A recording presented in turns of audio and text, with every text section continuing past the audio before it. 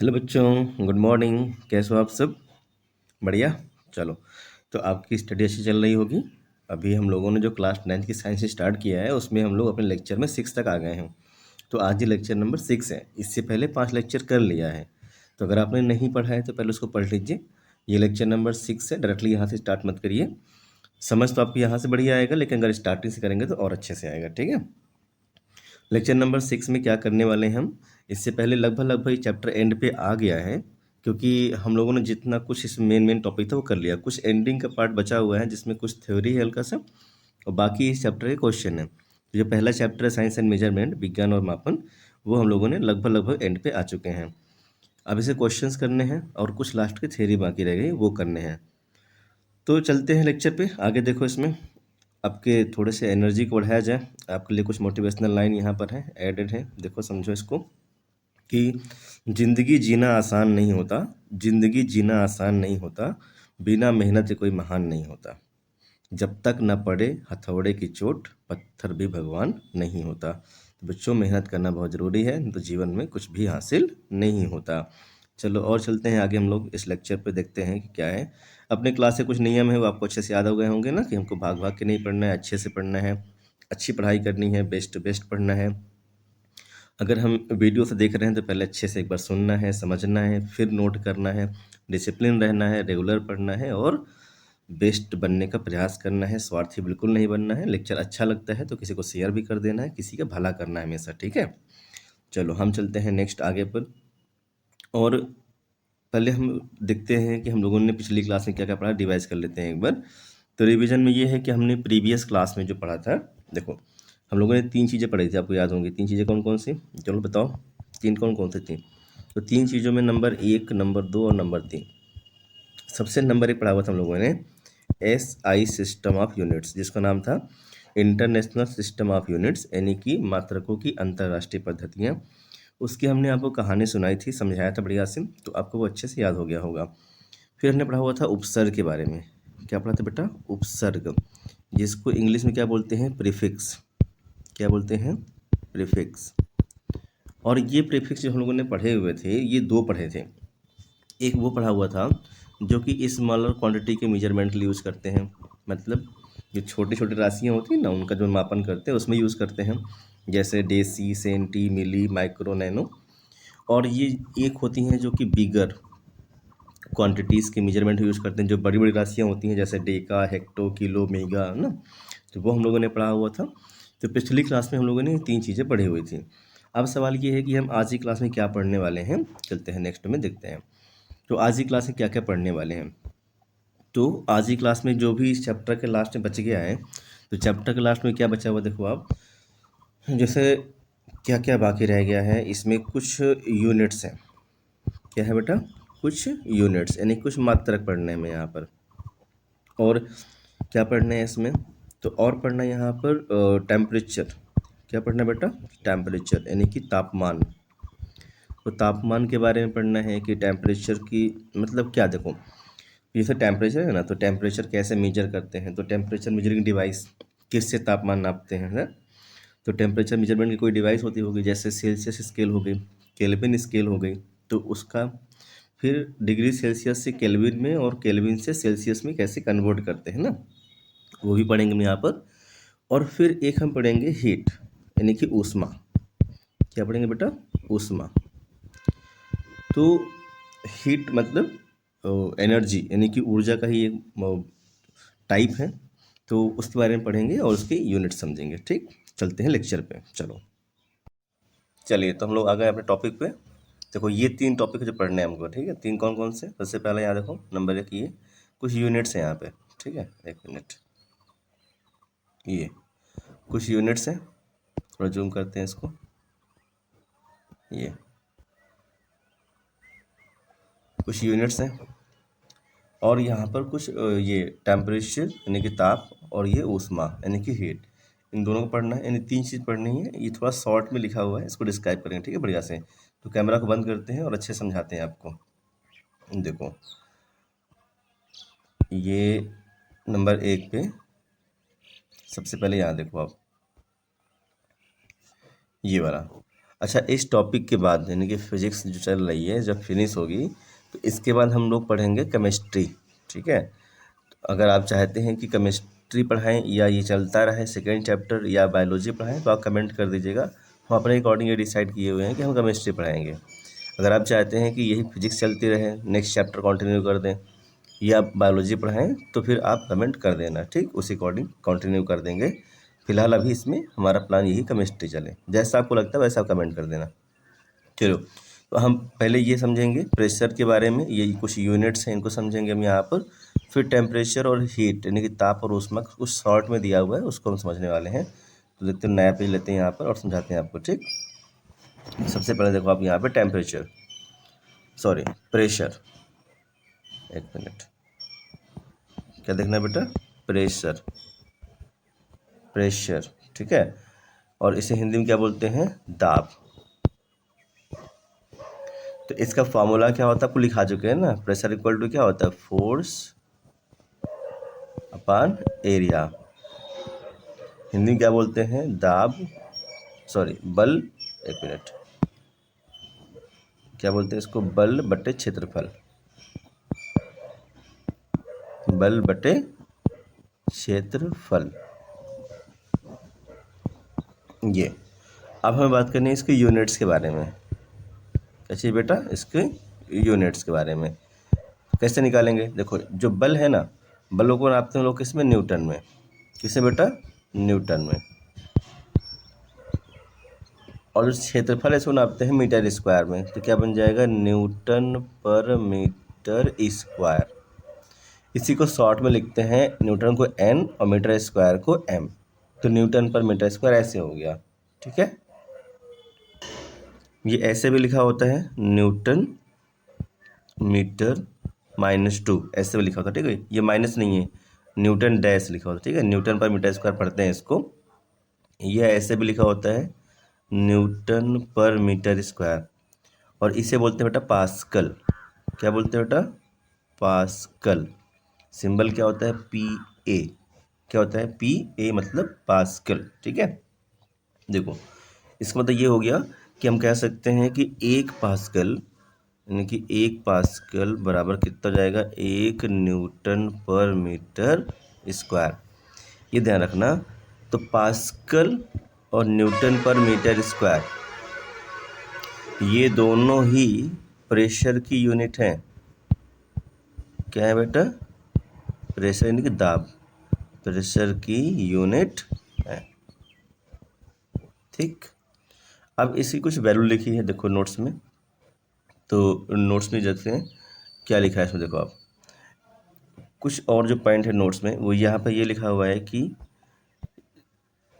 Pressure की एक और यूनिट है, उसको बोलते हैं एटमॉस्फेयर। क्या बोलते हैं बेटा, एटमॉस्फेयर, यानी कि शॉर्ट में उसको ATM लिखा होता है। और वो होता है 1.01 10⁵ पास्कल। मतलब ये कहना चाह रहा है यहाँ पर कि प्रेशर यानी दाब की एक और यूनिट है, राइट।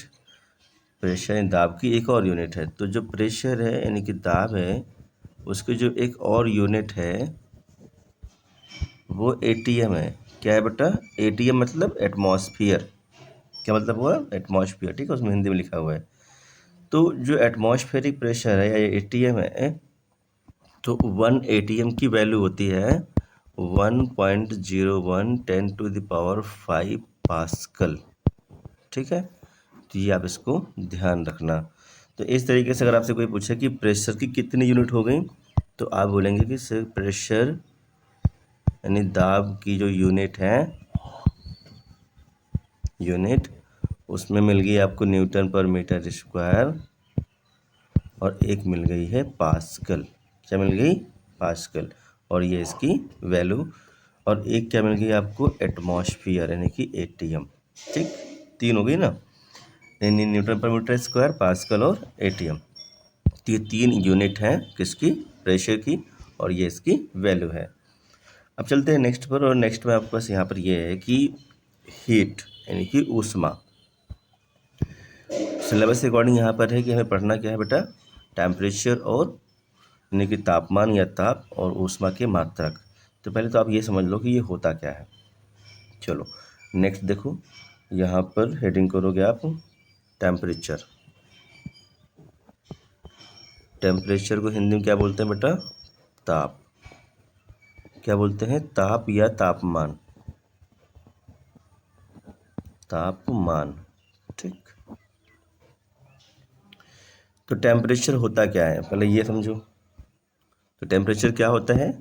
तो कोई वस्तु कितनी गर्म या ठंडी है उसे उसका तापमान कहते हैं। जैसे मान लो कि आप डॉक्टर के पास गए, तो डॉक्टर पहले आपका टेम्परेचर नापता है ना, कि बुखार उखार है कि नहीं है ना। अगर मान लो कि फीवर हो गया, बुखार हो गया, तो जाते हो डॉक्टर के पास, या अपने दोस्त से ही बोलते हो भाई मेरा हाथ जरा देखना गर्म है क्या, तो वो क्या नापता है? आपका टेम्परेचर देखता है ना। अगर आपका हाथ गर्म है या बॉडी गर्म है तो बोलते हैं हाँ इसका टेम्परेचर ज़्यादा है, इसको बुखार है। तो वही टेम्परेचर है। तो टेम्परेचर होता क्या है? तापमान। तो इस पे लिखना है आपको कि कोई वस्तु है वो कितना ठंडी या गर्म है इन कंपैरिजन, तुलना में, उसे क्या बोलते हैं? उसका तापमान बोलते हैं। तो क्या बोलेंगे इसकी? ये इसकी परिभाषा है, ठीक है। कोई वस्तु कितनी ठंड या गर्म है उसे उसका तापमान कहते हैं। क्या कहते हैं बेटा? तापमान कहते हैं। तो ये तो इसकी परिभाषा हिंदी में हो गई, ठीक है। अगर आपको इसको इंग्लिश में लिखना होगा तब लिखोगे इसको, क्या लिखोगे? देखो, इसको लिखोगे आप, लिखो degree of hotness and coldness, COLD, coldness of a body is called its temperature. Its temperature, ठीक है। तो ये तो इस परिभाषा हो गई इसकी। अब ये सवाल है कि टेम्परेचर नापते कैसे हैं?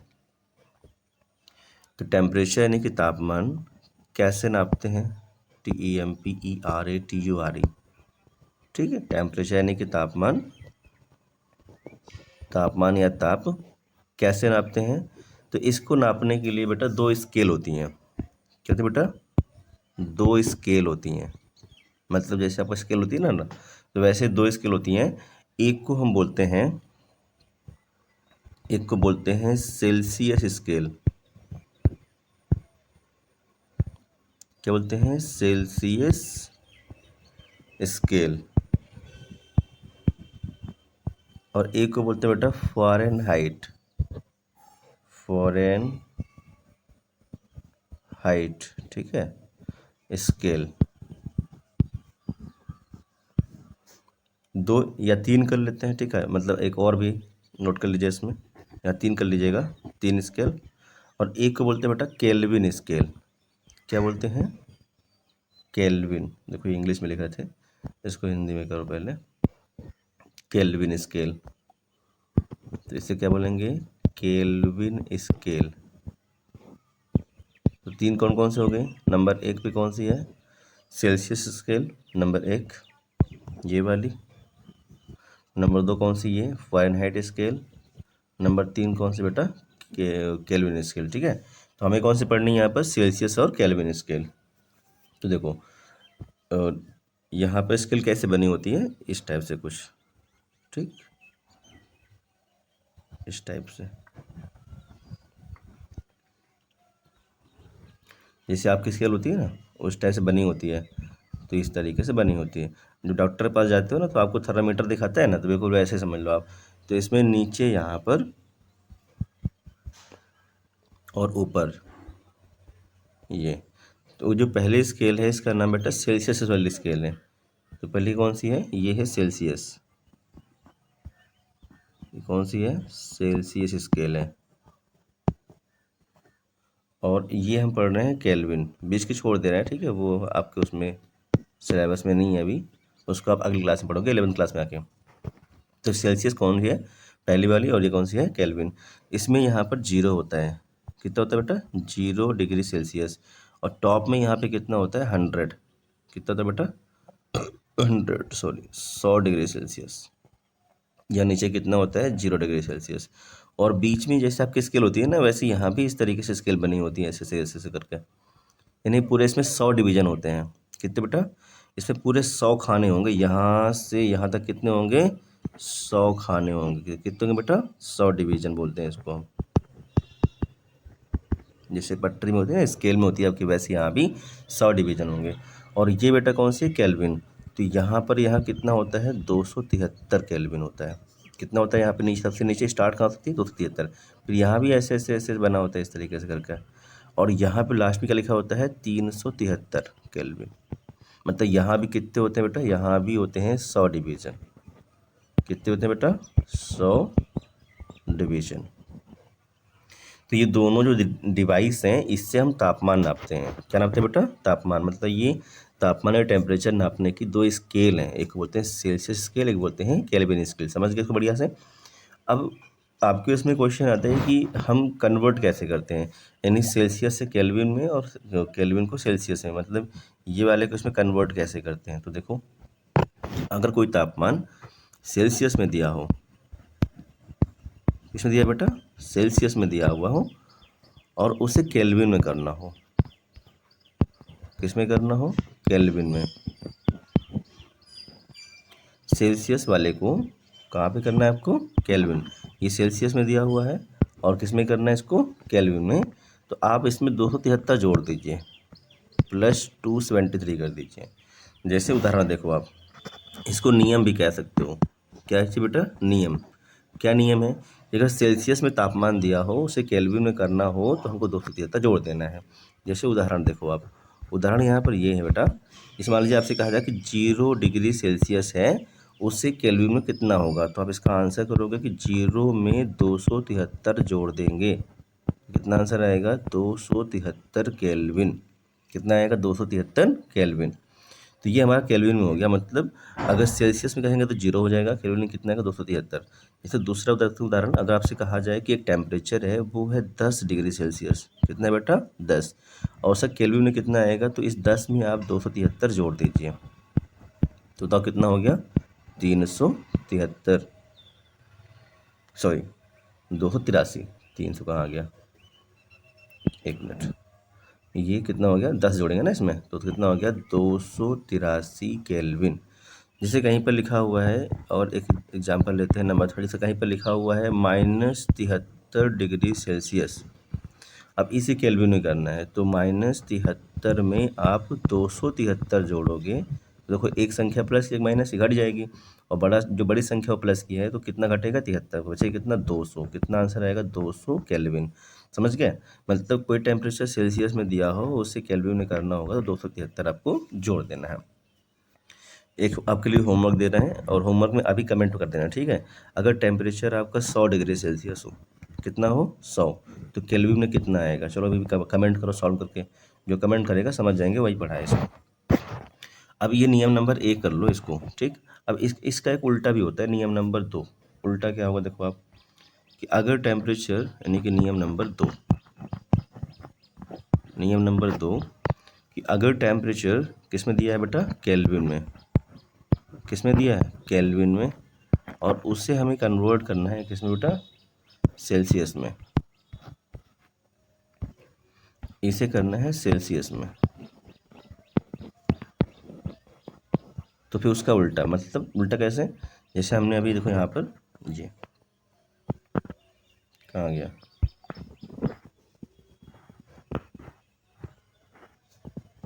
एक मिनट। जैसे ये देखो, सेल्सियस से केल्विन में करना था, 273 में जोड़ा है ना।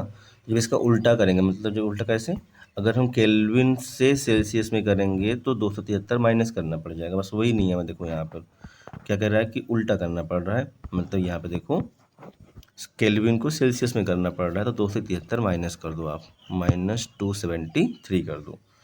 अब जैसे इसका उदाहरण देखो, उदाहरण यहाँ पर ये है कि जैसे मान लो आपसे कहा जाए कि एक टेम्परेचर है केल्विन में 273 केल्विन। कितना है बेटा? 273 केल्विन। तो सेल्सियस में कितना होगा?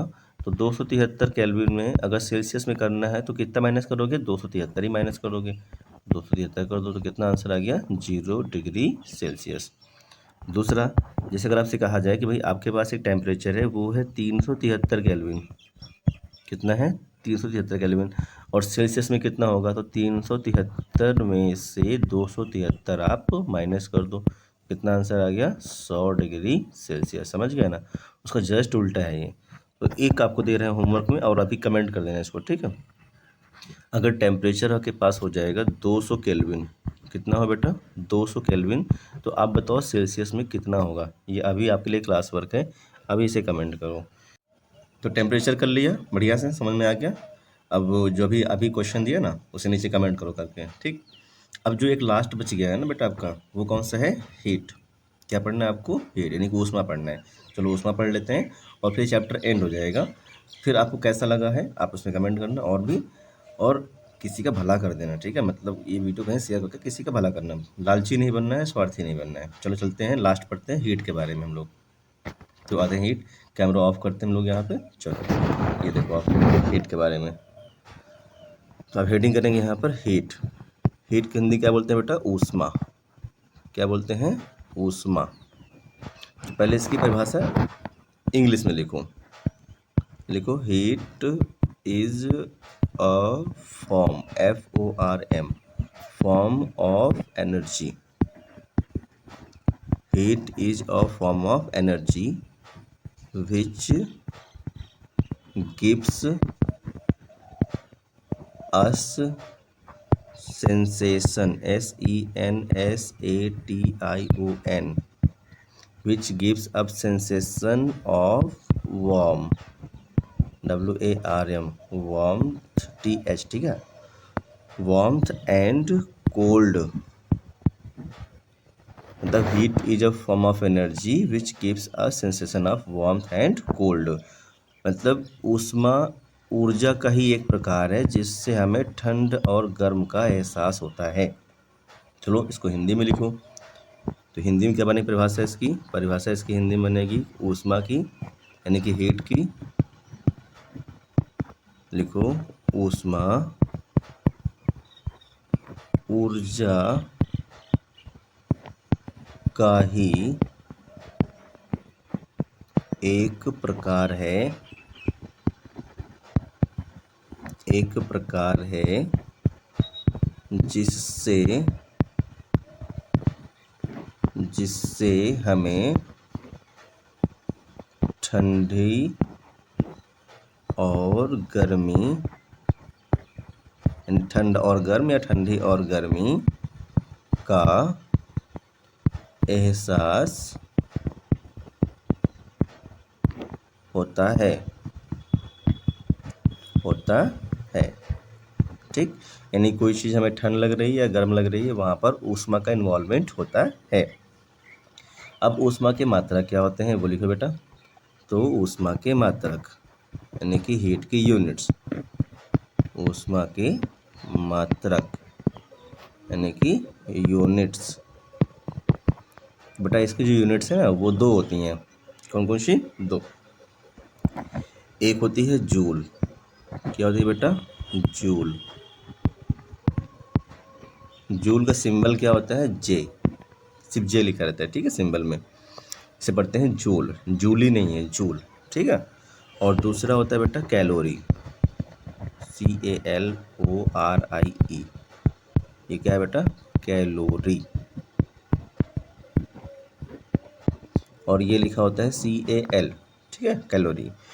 और इनका दोनों का जो रिलेशन होता है क्या होता है बेटा, रिलेशन वो होता है एक कैलोरी बराबर 4.2 जूल।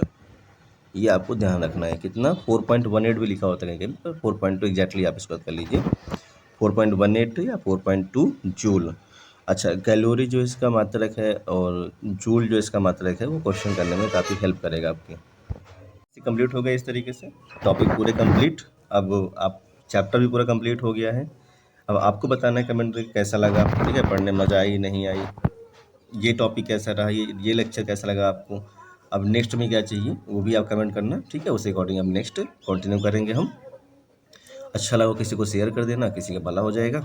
और लाइक कमेंट तो आप करते रहिए, और दोस्तों बताते रहिए कि अच्छी पढ़ाई चल रही है, डुअल लैंग्वेज चल रही है, पढ़ने मज़ा आ रही है, पढ़ते रहिए, मुस्कुराते रहिए। तो आज के लिए वीडियो यहीं तक, ओके। Thank you.